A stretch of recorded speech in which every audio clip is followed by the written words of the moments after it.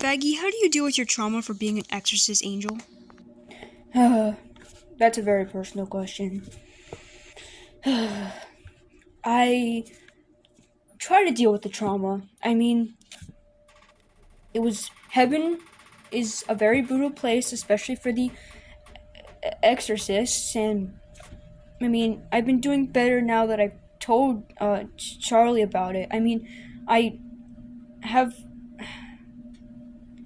sometimes I have flashbacks about it, and I've had my fair share of panic attacks, and some of the residents Angel does sometimes trigger it. I mean, I know he's not doing it on purpose, but he definitely triggers it, and especially Alistair.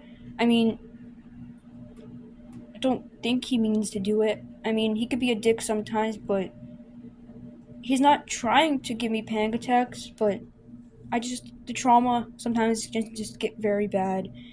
But, I mean, Charlie's been helping me. Uh, I will admit, I do sometimes shake when my past gets mentioned, especially when Carmilla mentioned it to me that one time I went with Charlie. But Charlie helped me calm down. I mean, she defended me even though she was mad at me. So, without Charlie, I don't know what I'd be doing. But yeah, definitely have a lot of trauma from being an exorcist. Yeah. Vox, did you have trouble coming to terms with your love for both men and women? Yes, I did. Because if you don't know, you're definitely way too young to be from the 1950s. I was alive during the 1950s, and homophobia was very high back then. Like, people didn't like same-sex dating or marriage. They didn't like men liking men or women liking women, and they also didn't like white people dating black people. But yeah, so I did unfortunately have trouble coming to terms with the fact that I am bisexual, which means I love men and women. And then that came with me, that internalized homophobia came with me when I died and went to hell, because first of all, I met Alistair and I kind of loved him, but I didn't know how to deal with it because of what I had to go through. And, getting rejected by him made it even worse. And then I met Val, and I kind of fell in love with him, and he fell in love with me. So I still had trouble, and I couldn't even really say we were partners unless I was like, oh, wait, we're business partners, because I was scared that I'd get rejected, like I got rejected by Alistair. And just the fact that when I was alive, people judged people for dating the same sex, same gender, and I kind of hid the fact that I liked men and women even when I was alive. I think I knew when I was alive, even then, that I did like men along with women, but I just didn't want to admit it to myself because I was scared that people would judge me if they found out, especially my parents. But yeah, I mean, I'm doing better now because I'm obviously in a very happy and public relationship with Val, and we kiss, and we make out, and we have sex, but yeah, I did have trouble coming to terms with it when I was alive, and even when I got to hell. So, yeah. Being alive during that time was not fun. Vincent, why did you stop wearing your glasses? Can you see without them? This is pretty embarrassing. As you can see, I'm wearing my glasses right now. Basically, I didn't stop wearing glasses until I became a producer, and you probably already know, but I'm a serial killer, and I kind of kill the people that I took their spot. But the reason why I stopped wearing my glasses when I became a producer is because I thought, it's stupid, but I thought I was so high up in the food chain or the work chain, that I didn't need glasses, apparently. I thought, but obviously I still need them, and no, I could not fucking see without them. It was so hard for me not to bump into walls and even people, and sometimes I would bump into walls and I'd get very bad headaches. And there was one time where I bumped into Bob before I took his life and became a cult leader. So yeah, I cannot fucking see without these glasses. And it got so bad after not wearing my glasses that I got a lazy eye.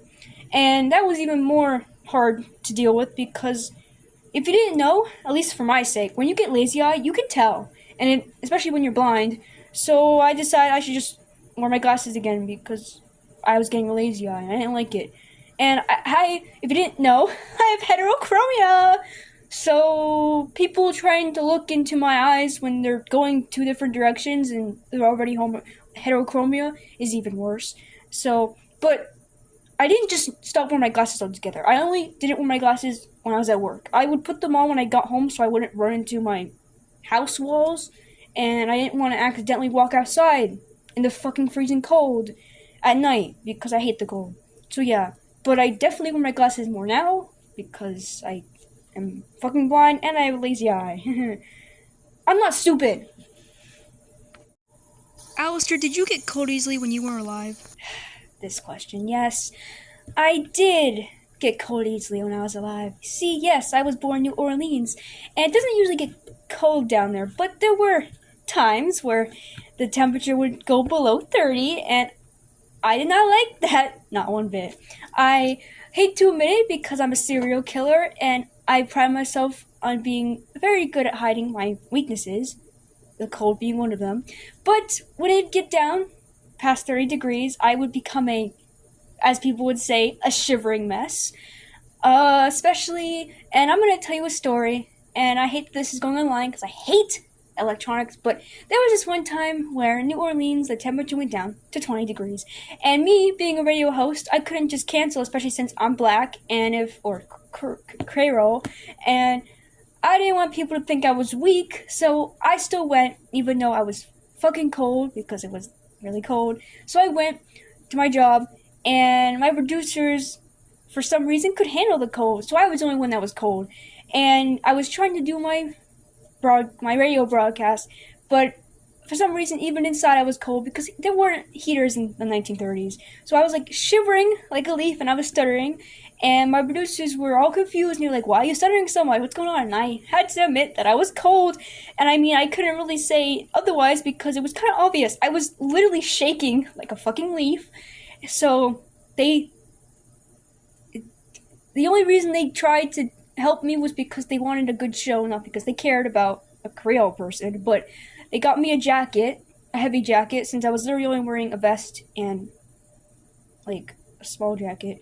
And it did help a little bit, but I was still fucking really cold.